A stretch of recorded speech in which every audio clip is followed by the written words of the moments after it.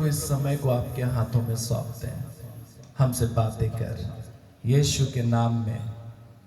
और सब लोग मिले, सब लोग कहे आमीन आमीन।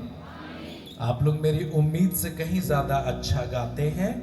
आप लोग बैठ सकते हैं। बहुत धन्यवाद।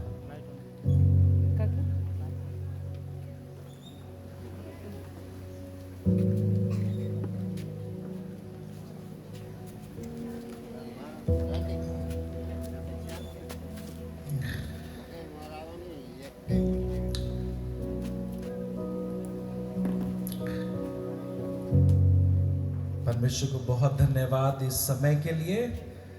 और कोई निकाले इफिसियों अध्याय 2 और उसका पद संख्या 10। इफिसियों 2 और उसका पद संख्या 10। जिसको सबसे पहले मिले वो अपने स्थान पे खड़े हो जाएगा। इफिसी अध्याय 2 और उनका पद 10। इफिसी 2 और 10 जिसको मिले बहुत बढ़िया। और कौन? 1। ओके वेट 1 2 और किसको मिला? 1 2 खड़े हो जाइए। हाँ सर से 1 2 3 4 5 6 7 8 9 10 11 12 13 14 15 वेरी गुड 16 17 18 19 97 98 99 100। बहुत बढ़िया है ना। हम लोग इस बहन को पहले दे रहे माइक। आप लोग बैठ जाइए। बहुत धन्यवाद। क्या लिखा है इफिसियों 2 और उसके 10 में? आइए सुनते हैं, फिर बातें करेंगे। हम उसके बनाए हुए हैं, क्योंकि हम उसके बनाए हुए हैं और मसीह यीशु में उन भले कामों के लिए सिरजे गए। Sister can you read it little slow? थोड़ा धीरे पढ़ेंगी आप? चलो शुरू करो। क्योंकि हम उसके बनाए हुए हैं। चलिए सब लोग मिलके बोलिए मेरे पीछे। क्योंकि हम उसके बनाए हुए हैं। आगे क्या कहती बाइबल? और मसीह यीशु में, और मसीह यीशु में उन भले कामों के लिए। मेरे पीछे बोलिए, उन भले कामों के लिए सृजे गए। हाँ, जिन्हें परमेश्वर ने पहले से हमारे करने के लिए तैयार किया। आमीन आमीन। सिस्टर क्या नाम आपका? मधुमिता मींज। You are so sweet, god bless you. Okay, आज का जो विषय है वो बहुत मजेदार है। और ये हो ना हो, ये आज शायद आपके लिए ही है। ये समय आपका है, ये समय आपके लिए है।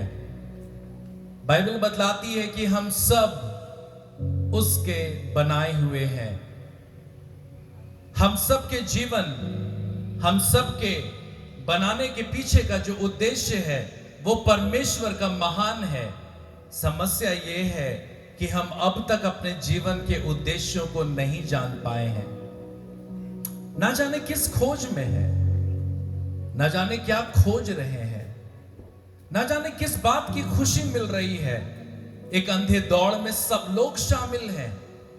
आज सब कुछ पाना चाहते हैं लेकिन अपना ही सब कुछ गवा रहे हैं। आज मालूम नहीं प्यार के इतने भूखे हैं कि ना जाने क्यों, लेकिन इस बात को नहीं जान पाते कि वो अपने आप को ही प्यार नहीं कर पा रहे हैं। आज जब मैं जवानों को देखता हूं, they all are hungry for what? For love। वो किस चीज की प्यास, भूख में है? प्यार। लेकिन वो शायद एक बात भूल गए कि तुम अपने आप को ही प्यार करना भूल चुके हो।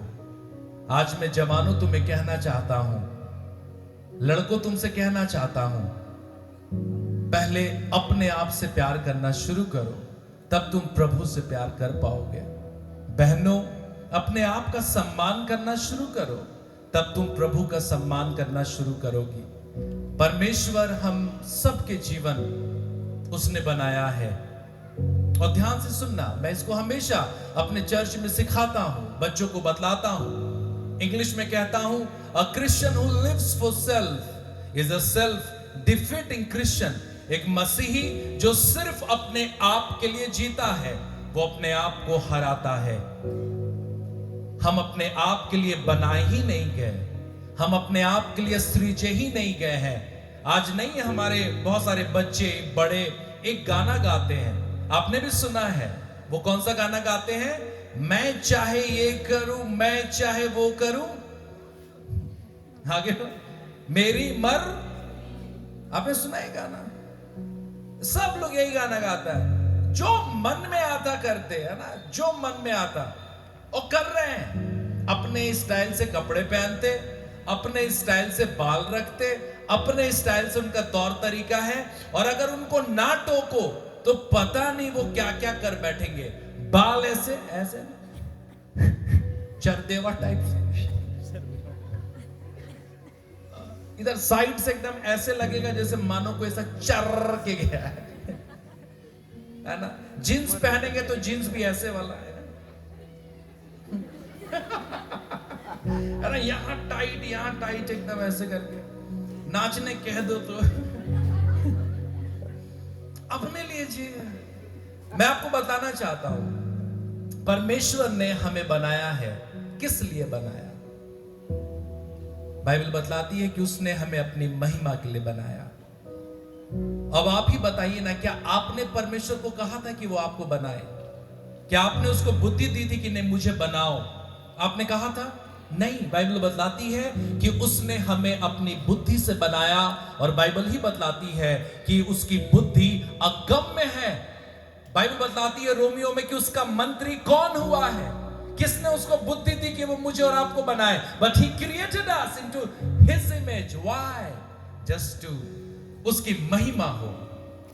आज हम अपने आप के लिए जीते हैं, लेकिन मैं आज आपकी मदद करना चाहता हूं कि हम सोच सके कि हम अपने आप के लिए बना ही नहीं गए हैं। आज हम अपने लिए जीना चाहते हैं, अपने लिए, अपना अपना अपनी फैमिली, अपनी नौकरी, अपना अपना अपना।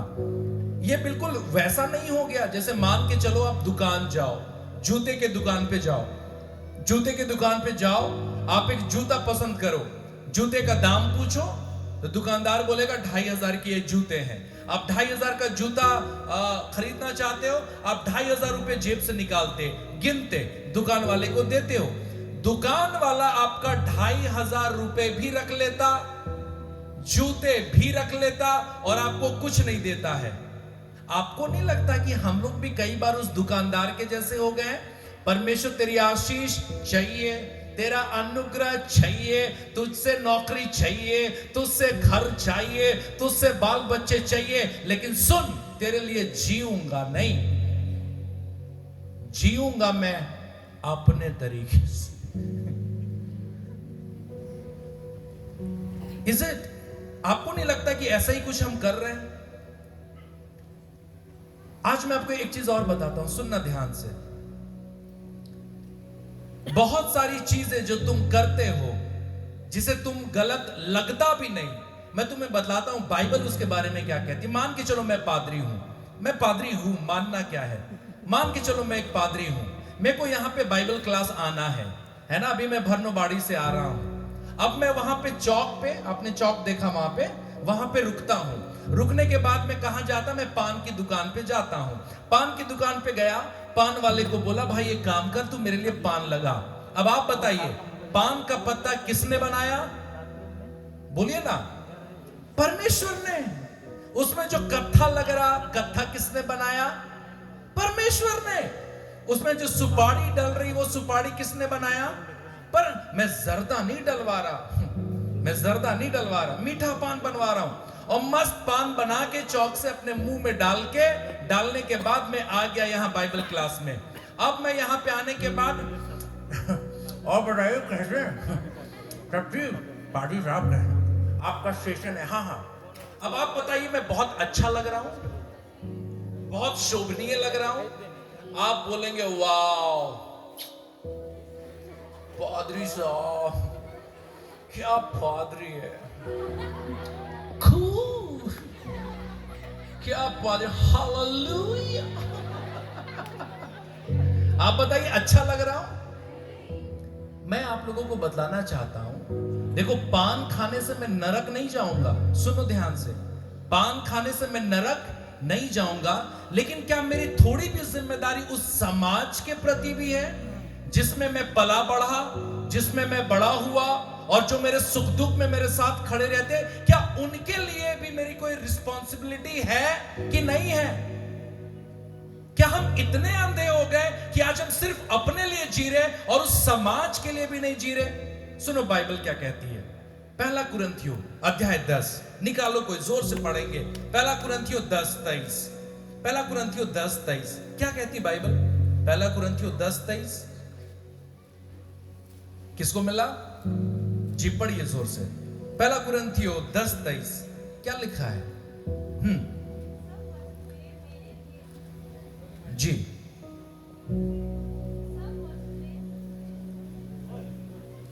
देखिए तो वो म्यूट है क्या? सब वस्तुएं मेरे लिए उचित तो है, फिर परंतु सब लाभ की नहीं। आगे क्या लिखा है? सब वस्तुएं मेरे लिए उचित तो हैं, परंतु सब वस्तुओं से उन्नति नहीं। मेरी ओर देखो, मेरी ओर देखो, मेरे पीछे बोलो, सब वस्तुएं तुम्हारे लिए उचित तो हैं। इसका मतलब कि सुनो, तुम पान खाने से, तुम बाल योयो रखने से, है ना, तुम जैसे भी मन करे कपड़ा पहनना, ये देखो उचित तो है। मतलब तुम इसको करने से नरक तुमको नहीं मिलेगा। लेकिन बाइबल कह रही है कि देखो ये लाभ की नहीं है। इसका मतलब कि हमें लाभ भी खोजना है। उसके बाद कहती है कि देखो ये सब सारी वस्तुएं उचित तो हैं, परंतु इनसे उन्नति नहीं है। अब आप बताइए, मेरे पान खाने से किसी को उन्नति मिल रही है? चर्च का कोई है जिसको बड़ी आशीष मिल रही है? मेरे टैटू बनवा लेने से कोई देखे और बोले wow I am so blessed, मुझे बहुत आशीष मिल रही, पादरी साहब आप एक काम करें, टैटू गाल पे बनवा ले। आप बताओ, बहुत सारी लड़कियां कहती हैं कि जींस पहनना चाहिए कि नहीं पहनना चाहिए, टॉप पहनना चाहिए कि नहीं पहनना चाहिए, है ना, क्रॉप टॉप पहनना चाहिए कि नहीं पहनना चाहिए, चर्च में क्या पहनना चाहिए नहीं पहनना चाहिए। लड़के पूछते हैं टैटू बनवाना चाहिए नहीं बनवाना चाहिए। मैं आज उस सवाल का जवाब देना चाहता हूं। लड़कियों में तुमसे कहना चाहता हूं, बहुत सारे मन में आता होगा ये पहन ले वो पहन ले, है ना, ऐसा ड्रेसिंग कर ले वैसा ड्रेसिंग कर ले। और लड़कियों का ड्रेस आता भी है। लड़के तुम लोग जानते हो, तुम लोग लड़के, हाँ, लड़की लोग top, long top, short top, top, crop top, तुम लोग जानते हो? तुम लोग धोंधा तो सब जानता है। जीन्स, लड़की लोग का jeans, boyfriend jeans, jeans, palazzo jeans, इसकी नहीं रही। लड़का लोग तुम लोग जानते हो, तुम लोग बहुत वैरायटी। आज मैं तुम लोग को बदलाना चाहता हूं। लड़कियों तुमसे कहना चाहता हूं, देखो तुम्हारे कपड़े से ज्यादा यह महत्वपूर्ण है कि क्या कोई तुम्हारे कपड़ों से लाभ पा रहा है? कोई तुम्हारे हेयर स्टाइल, टैटू, तुम्हारे तौर तरीके से किसी की उन्नति हो रही है, या सिर्फ तुम अपने लिए जी रहे हो? क्या यही तुम्हारे जीवन का उद्देश्य है? मैं तुम्हें बतलाना चाहता हूं, तुम जीवन भर खाली रहोगे, तुम जीवन भर असंतुष्ट रहोगे। आज जब मैं जवानों से मिलता हूं, एक समस्या उन्हें खाई जा रही है। एक ऐसा महामारी लगा है आज हमारे जवानों को, जिसके बारे में माँ बाप भी नहीं जानते। और काश मैं आज यहां पर खुल के मैं कुछ बातों को कर पाऊं। एक महामारी जो हमारे बच्चों को खा रही है। आज ये जो कुर्सियां खाली हैं, जो कुछ जगह खाली हैं, ये शायद उसी लिए क्योंकि आज भी बच्चे उसकी चपेट में हैं। हो सकता है तुम भी उसकी चपेट में होगे। मालूम है वो क्या है? आज हमारे समाज की जो सबसे बड़ी दिक्कत है वो क्या है? चलो अनुमान लगाओ, अनुमान लगाओ क्या है? मोबाइल। कौन बोला? चलो मोबाइल हुआ जवाब नंबर 1। और बताओ? रिलेशनशिप। और बताओ? आपको मालूम, मैं भी थोड़े दिन पहले बोकारो में एक अस्पताल गया। एक 22-23 साल की लड़की,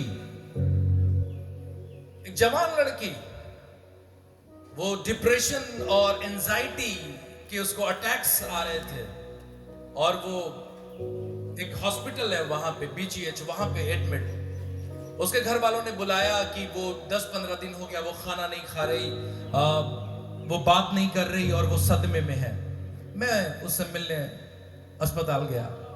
अब जब मैं वहां पे गया तो उसके बाद मैं क्या देखता हूं कि वो कुछ नहीं बोल रही, वो ट्रॉमा में है। और उसके बाद फिर जब मैंने समझी परेशानी, मैंने माँ बाप को कहा कि आप कमरे से बाहर निकलो। मैंने डॉक्टर्स को कहा आप कमरे से बाहर निकलो। मैंने सबको खाली करा दिया और मैं उस लड़की के साथ बैठा रहा।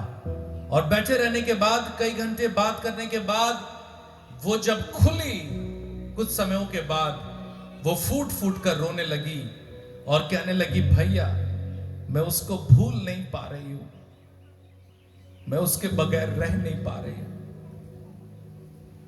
मैं उसके साथ था। और मैंने उसकी बात पूरी सुनने के बाद मैंने उसको रोने दिया और उसके बाद मैंने उसको आहिस्ते से समझाया कि बेटा जिसको तुम जिंदगी समझ बैठी हो, समझो तो वो जिंदगी है भी कि नहीं। जिसके लिए तुम सब कुछ छोड़ चुकी हो, तुम समझो तो वो जिंदगी है भी कि नहीं। जिसने तुम्हें बनाया तुम उसके लिए जी कर तो देखो। उस दिन के काउंसलिंग में हम लोगों ने प्रार्थना की, मैंने उसके लिए प्रार्थनाएं की और उसके बाद अब वो डिप्रेशन और एंजाइटी से बाहर है और उसने अपना जीवन प्रभु को दिया और अब वो परमेश्वर की महिमा कर रही है। आज मालूम जो चीज हमारे बच्चों को खा रही है, जवान बच्चों, जिसको तुम समस्या नहीं समझते, वो एक्चुअल में प्यार है। जिसके खुमार में, जिसके नशे में तुम ऐसा डूबे हो कि तुम अपना सब कुछ गवा रहे हो। आज लड़कियों में तुमसे कहना चाहता हूं, with a very sincere heart, with a burden, एक बोझ के साथ, कि आज मालूम तुम जिसको अपनी जिंदगी समझ रही हो या जिसके पीछे जा रही हो, 6 महीने के बाद, 8 महीने के बाद उस लड़के की चॉइस बदल जाएगी। आज जिसके लिए तुम अंधी हो, सब कुछ छोड़कर, भूलकर उसके लिए सब कुछ कर रही हो, मूवी चलो चलो, पार्क चलो चलो, घूमने चलो चलो, रात में 12 बजे बात करो करो, वीडियो कॉल करो करो, होटल चलो चलो, ओयो चलो चलो, and this is happening. Mummy papa आप जानते हो ओयो? नो। अब वो जमाना खत्म हो गया माँ बाप जिसमें जब आपके समयों में शादी ब्याह में आज से 10, 15, 20, 25 साल पहले की प्यार का तरीका बदल चुका है। मैं याद करता हूं आज से 20, 25 साल पहले कैसा रहा होता। शादियों में जाते, लड़का उस कोने में, लड़की इस कोने में, दूर से देखा है और उसमें नजरें मिली हैं, और वहीं दूर से देखा और प्यार हो गया। मिले नहीं है। उस समय बाइक नहीं था, अब जो ऐसा नहीं बाइक ऐसा वाला, ये उस समय नहीं था। अब का प्यार थोड़ा बदल गया है। शुरू में हाय हेलो हुआ, लड़के ने कहा घूमने चलो, लड़की चली, और उसके बाद अब वो पार्क नहीं जाते, अब वो मूवी देखने नहीं जाते, अब वो 800 रुपए 1200 रुपए देकर, वो आधार कार्ड देकर होटल बुक करते हैं, 3 घंटे 4 घंटे वहां रहते हैं। लड़की प्यार में इतनी पागल है कि वो अपना सब कुछ उसको देती है क्योंकि वो प्यार करती है। मैं याद करता हूं, मैं एक बाइबल क्लास में था आज से कुछ साल पहले, और जैसे मैंने अपना सेशन खत्म किया, एक 24 साल की लड़की, जवान लड़की, ध्यान से सुनना, रोते रोते मेरे पास आई। मैं स्टेज पर बैठा था, वो आई, मेरे सेशन के खत्म होने के बाद वो मेरे पांव पे गिरी और मेरे पांव को पकड़ के वो रोने लगी। जैसे मैंने उसको रोते हुए देखा, मैंने भी कुछ नहीं किया। मैं कई बार रो लेने देना चाहता हूं। मैं चाहता हूं कि तुम जी भर के रो लो, क्योंकि मालूम रोना भी एक प्रकार की दवाई है, जो आजकल के बहुत सारे लड़के और मर्द भूल चुके हैं। रोना अच्छी आदत है। वो वाली कहावत ही गलत है कि मर्द को दर्द, बकवास है। बाइबल कहती है यीशु रोया, He was the full of emotions। तुम्हारे अंदर अगर इमोशंस होगा तुम रोगे।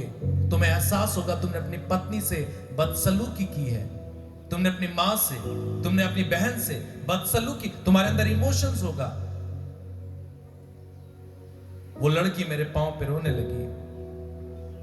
कई देर रोने के बाद जब मैंने उसको समझाया, उसके बाद फिर मैं उससे पूछने लगा क्या हुआ, तो वो कहने लगी कि भैया मैं एक लड़के से प्यार करती थी। मैंने कहा फिर क्या हुआ? वो कहा कि वो भी मुझसे प्यार करता था। मैंने कहा फिर क्या हुआ? वो कहने लगी कि हम लोग एक ही शहर में रहते थे, एक ही कॉलोनी में। वो मुझसे प्यार करता, मैं उससे प्यार करती, और मैं सब कुछ उसके लिए करती, वो जो बोलता मैं उसके लिए करती। फिर मैंने सोचा कि नहीं, कुछ बात और गंभीर है। मैंने उससे पूछा फिर क्या हुआ? तो उस लड़की ने कहा कि भैया 6 महीने पहले वो किसी दूसरे शहर चला गया। मैंने कहा फिर क्या हुआ? वो कहने लगी आंसुओं में रोते रोते, वो दूसरे शहर जब पढ़ने के लिए गया तो वो रात में मुझे कॉल करता, वो मुझे मैसेज करता, और वो मुझसे मेरी फोटोज मांगता था। और मैं जब सब लोग सो जाते मम्मी पापा, तो मैं कमरे में जाती, मैं अपना दरवाजा बंद करती, मैं बाथरूम जाती, और बाथरूम जाने के बाद वो चूंकि मुझसे फोटोज मांगता था, मैं बाथरूम जाती, मैं अपने सारे कपड़े उतारती, और चूंकि मुझसे प्यार करती थी तो मैं अपने शरीर के फोटोज में उसको भेजती थी, सामने से, साइड से, ऊपर से, नीचे से। आपको मालूम है किस प्रकार की फोटोज की बात कर रहा हूं। और इन 6 महीनों में मैंने उसको भैया 500 से ज्यादा फोटोज भेजे, 1000 से ज्यादा फोटोज भेजे। ये बात सुनने के बाद मैं समझ चुका था कि अब मामला शायद बहुत ही खराब होने जा रहा है। उसके बाद मैंने उसको पकड़ा, मैंने उसको बोला कि फिर क्या हुआ? उस लड़की ने कहा कि भैया कुछ दिनों पहले हमारा ब्रेकअप हो गया। She started crying. वो रोने लगी और कहने लगी कि भैया हमारा ब्रेकअप हुआ और उसने मेरे सारे फोटोज वायरल कर दिए। अब जब मैं अपने घर से निकलती हूं तो मुझे लगता है सब्जी वाला मुझे देख रहा है, मुझे लगता है मेरा पेपर देने वाला मुझे देख रहा है, मुझे लगता है कि मेरे घर के सामने वाले मुझे उसी नजरों से देख रहे हैं। मैंने 3-3 बार आत्महत्या की कोशिश की, 3-3 बार मैंने सुसाइड अटेम्प्ट किया, लेकिन मालूम तीनों बार मैं बच गई हूं। अब मैं तो ऐसी हो गई हूं कि जीना चाहती हूं लेकिन जी नहीं पा रही, मैं मरना चाहती हूं लेकिन मैं मर नहीं पा रही। मैं आपके पास आई हूं, बताइए मैं क्या करूं? मैं आपसे पूछना चाहता हूं, क्या प्यार करना गलत था?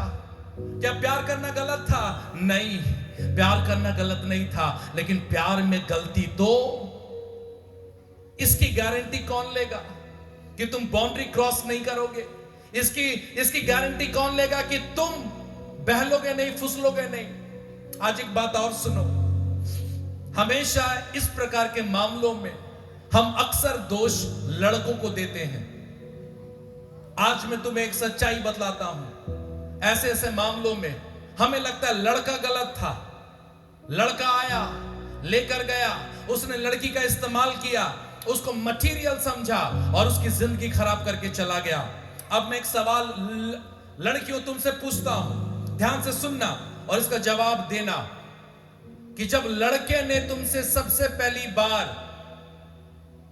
तुमसे फोन नंबर मांगा, तुमने फोन नंबर दे दिया, उसके बाद उसने वीडियो कॉल करना चाहा, तुमने वीडियो कॉल उठा लिया, उसके बाद उसने तुमसे मिलने के लिए बोला, तुम मिली, उसने तुमसे होटल रेस्टोरेंट खाने के लिए बात की, तुम मान गई, उसने पार्क ले जाने की बात कही, तुम वो भी मान गई, उसके बाद वो तुम्हें मूवी दिखाने के लिए लेके जाना चाहा, तुम थोड़ा नानुकुर की लेकिन तुम मान गई, चली गई, उसके बाद वो तुम्हें ओयो होटल ले जाना चाहा, तुमने शुरू में थोड़ा नखरा किया लेकिन फिर तुम मान गई, वहां पे तुमने अपना सब कुछ उसको दिया, जो शादी से पहले जैसे पति पत्नी तुमने सब कुछ उसको दिया। वो अब आगे बढ़ गया, लेकिन अब दोष किस पर है? लड़का खराब है, लड़का ही गलत है, लड़का ही सबसे ज्यादा खराब होता है। लड़कियों में तुमसे कह रहा हूं, ध्यान से सुनना, जब उसने तुमसे पहली बार मोबाइल नंबर मांगा तो क्या उसके हाथ में तलवार था? उसने कहा कि अगर नंबर नहीं दोगी तो टोके तुम। बोलो, जब उसने तुम्हें वीडियो कॉल करना चाहा तो क्या उसके हाथ में पिस्टल था? उसने कहा कि वीडियो कॉल नहीं उठावे तो टोके। क्या उसने जब तुम्हें होटल ले जाने की बात की तो क्या उसके हाथ में लाठी थी? उसने कहा कि नहीं जाओगी तो मैं तुम्हें मुरा दूंगा मार मार के। लड़कियों सुनो, तुम जब जब वो बाउंड्री क्रॉस करोगी, हर कोई तुम्हारा फायदा ही उठाएगा और तुम अंत में ऐसी अवस्था में छोड़ दी जाओगी कि उसके बाद तुम्हें अपने आप से नफरत होने लगेगा। मैं बेंगलोर में जब मैं पढ़ रहा था तो हम लोगों को महाराष्ट्र के एक प्रोस्टिट्यूशन सेंटर ले जाया जाता, वहां पर मिनिस्ट्री ऑफरिंग मिलती एक्सपोजर के लिए, और हम लोग ऐसे जगहों पर जहां पर देह व्यापार होता, मुझे वो सौभाग्य मिला कि मैं बेंगलोर से उन जगहों पर सेवा के लिए जा पाया। जब मैं उन महिलाओं से मिलता, उन लड़कियों से मिलता, सुसमाचार सुनाने के लिए और बैठकर बात करने के लिए, ध्यान से सुनना, वो मालूम क्या कहती है?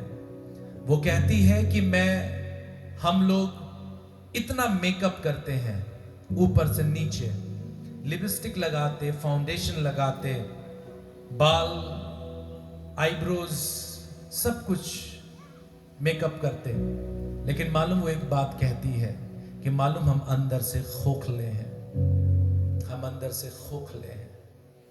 आपको मालूम इतने तलाक के मामले आज तक कभी नहीं आए जितना अब आ रहे हैं।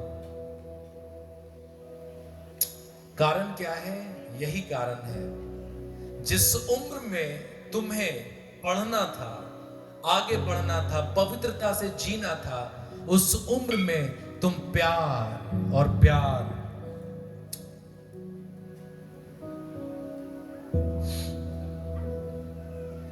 घंटी बज चुका है। क्या मैं थोड़ी देर और कंटिन्यू करूं? जी सर। क्योंकि इन पूरे बाइबल क्लास के सेशंस में सबसे कम वक्त लेकर मैं ही आया हूं। लगातार कार्यक्रमों की व्यस्तता, यात्राएं, और यात्राओं के बाद कई सारे कार्यक्रम का दबाव मुझ पर है। मैं यहां पर हूं और मैं अभी 6 बजे वाली ट्रेन बैठकर मैं रांची चला जाऊंगा और कल से एक अलग काम, लेकिन मैं चला जाऊंगा। ये कार्यक्रम कल खत्म हो जाएगा, पंडाल हट जाएगा, तुम सब अपने अपने जगहों पे चले जाओगे, तुम फिर वहीं रह जाओगे। मैं तुम्हें बतलाना चाहता हूं, एक है जो तुम्हारा फायदा नहीं उठाएगा, वो यीशु है। तुम अपनी जिंदगी के मायने उसी में पा सकते हो और उसके अलावा कुछ भी नहीं है। एक चीज मैं बतलाना चाहता हूं, परमेश्वर इससे पहले कि वो वस्तु में आशीष दे, वो उस वस्तु के मालिक को आशीष देना चाहता है। एक बार फिर से सुनो, बड़े लोगों के लिए भी है, ध्यान से सुनना। इससे पहले कि परमेश्वर किसी वस्तु में आशीष दे, वो उस वस्तु के मालिक को आशीष देना चाहता है। अब बच्चों ध्यान से सुनना, इससे पहले कि परमेश्वर मेरी गाड़ी को आशीष दे, वो गाड़ी के मालिक को यानी कि मुझे आशीष देना चाहता है। इससे पहले कि वो मेरे घर को आशीष दे, मेरे घर के भवन को आशीष दे, वो मुझे आशीष देना चाहता है। अभी जैसे तो आप समझने के लिए, बहुत सारे लोग अपने गाड़ियों के संस्कार के लिए पादरियों के पास लेकर आते हैं। मैं भी अभी पादरी हूं, लोग गाड़ियों के संस्कार के लिए आते हैं। हम लोग उस पर क्रूस का चिन्ह बनाते, संस्कार करते और उसको परमेश्वर के हाथों में सौंपते। थोड़े दिनों पहले रांची में रिंग रोड एक जगह है, रांची के पूरे इर्द गिर्द में एक लड़का जिसके बाइक का संस्कार कुछ समय पहले हुआ, उसने जिद करके 9.5 लाख रुपए की बाइक अपने घर वालों से खरीदवाई। संस्कार हुआ, क्रूस लटकाया और उस पर हम लोगों ने संस्कार की आशीष दी। 31st नाइट दिसंबर को मालूम रिंग रोड पर उसकी बाइक एक्सीडेंट हुई और उसके बाद वो किसी तरीके से मरते मरते बचा, वो अस्पताल पहुंचा। उसकी गाड़ी पूरी तरीके से पूर्ण डैमेज, कंप्लीटली डैमेज्ड हुई। 9.5 लाख की बाइक कंप्लीटली क्रश्ड। किसी तरीके से डॉक्टर्स ने उनकी जिंदगी बचा ली। मैं भागता हुआ अस्पताल गया और जब मैं डॉक्टर से बात की तो डॉक्टर ने कहा कि परमेश्वर का धन्यवाद हो कि बच गया, ये बहुत बुरी तरीके से पिया हुआ था, शराब के नशे में था। He was completely fully drunk। फिर मैंने उसकी बाइक देखी, मैंने कहा क्या परमेश्वर तूने इस गाड़ी को आशीष नहीं दी?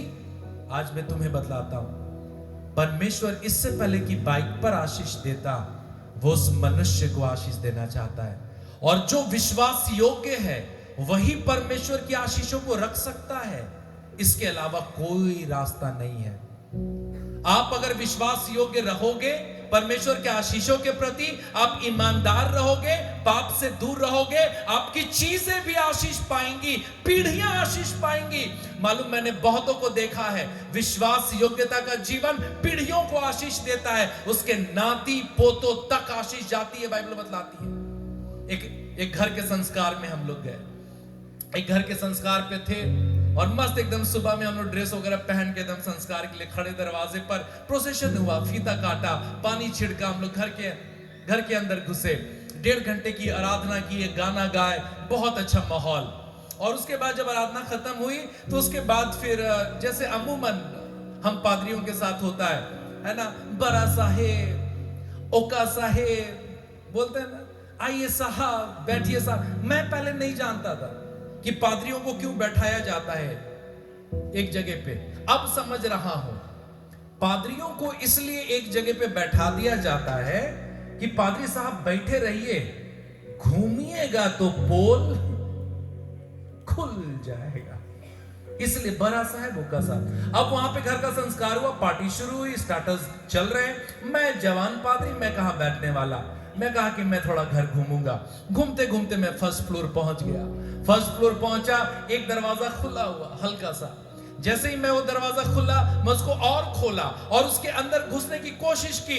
जैसे ही दरवाजे पे पहुंचा, जैसे ही दरवाजा खोला, वैसे ही हड़कंप मच गया, वैसे ही वहां पे हलचल हो गई। जैसे ही देखा पादरी साहब, एक कोई बोतल इधर छुपा है, कोई बोतल उधर छुपा है, कोई इधर बोतल उधर गिलास। उसी बीच में मैं क्या देखता हूं, अरे ये तो सचिव साहब भी है। Oh my God. अब आप बताइए, क्या परमेश्वर उस घर को आशीष देगा? जो परमेश्वर की आशीषों और उसकी उपस्थिति का आदर जिस घर में नहीं है, उस घर में प्रभु कभी नहीं रह सकता। एक शादी में मैं गया, 26 साल का लड़का, 24 साल की लड़की, दोनों एकदम गूगली है ना, मतलब बाबू सोना जादू टोना, एकदम प्यारे प्यारे से, एकदम 26 साल का लड़का, 24 साल की लड़की, दोनों खड़े हैं। हम दरवाजे पे, चर्च के गेट पे प्रोसेशन के लिए तैयार। मैंने लड़के से पूछा कि आप चाहते हैं कि प्रभु आपकी शादी को आशीष करे? तो लड़का थोड़ा शर्मा के बोला फिर मैंने लड़की से पूछा कि क्या आप चाहती हैं कि परमेश्वर आपकी शादी में आए और आपकी शादी को ब्लेस करे? लड़की ने कहा हाँ मैं चाहती हूँ। दोपहर हुआ, उनकी शादी हुई, कंसेक्रेट हुआ।